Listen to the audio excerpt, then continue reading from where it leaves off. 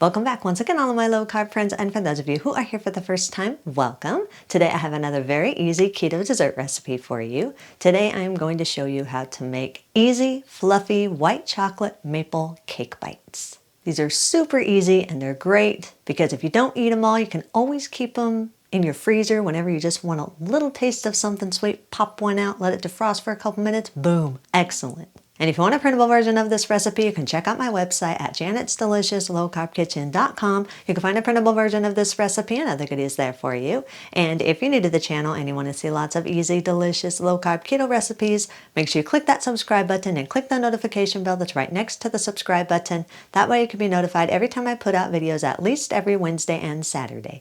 And if you'd like to help support the channel, make sure you scroll down in the description of the video. You'll see some affiliate links. Anytime you purchase anything using those affiliate links, a small portion of your purchase will go to me and help support the channel. So, while we do all that, let's get cooking.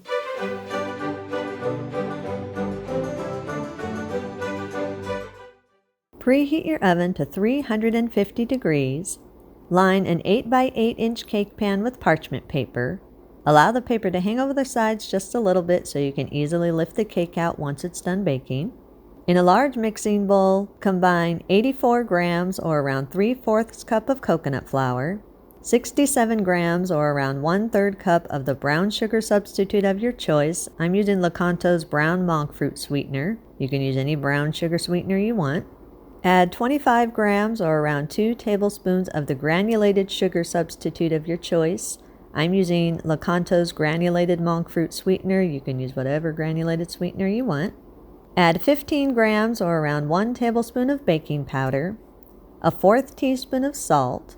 If you want to, you can add some dry spices if you're wanting your cake bites to have a little bit of a different flavor to them. I just want mine to have the maple and white chocolate flavor, so I'm not adding anything extra to it.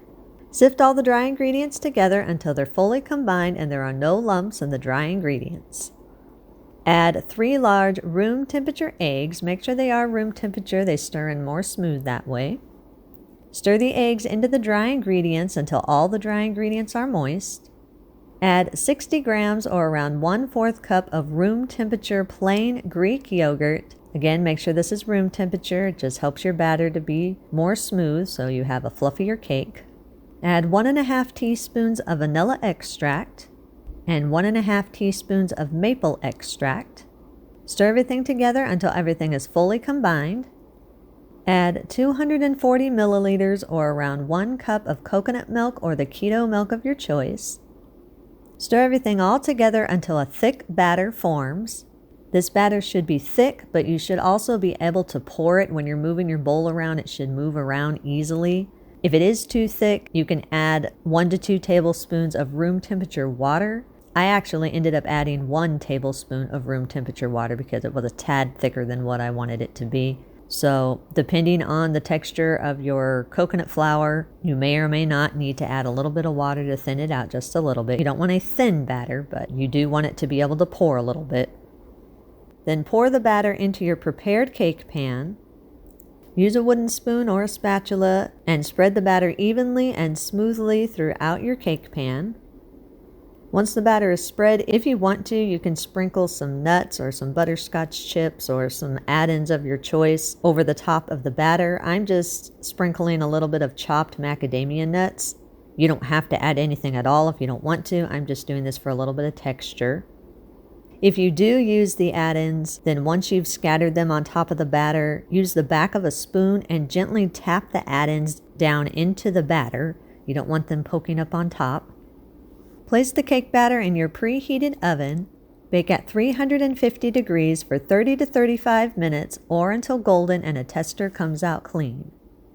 Once the cake is baked, remove it from the oven. Immediately scatter about 2/3 cup of keto white chocolate chips over the top of the hot cake. I'm using Lily's white baking chips. You can use whatever keto white baking chips you want. Just make sure you scatter these immediately as soon as the cake comes out of the oven. Don't let it wait. Then let the chips sit on the hot cake for about 5 minutes or until they start melting. Once the chips have started to melt, use a butter knife or a small spatula and evenly spread the melted chips over the top of the cake. Let the cake cool in the pan for at least 1 hour so it can get nice and firm and the chips can harden a little bit.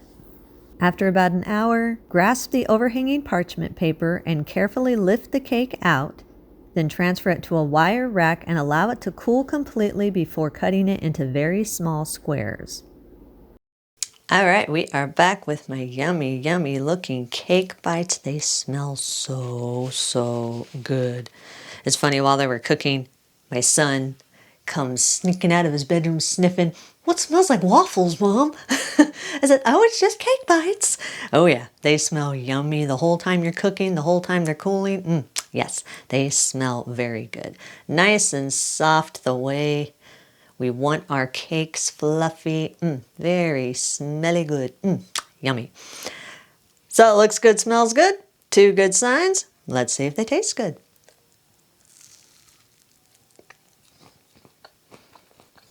Oh yeah. That's really good. And it does have the taste of a pancake waffle taste, that maple taste.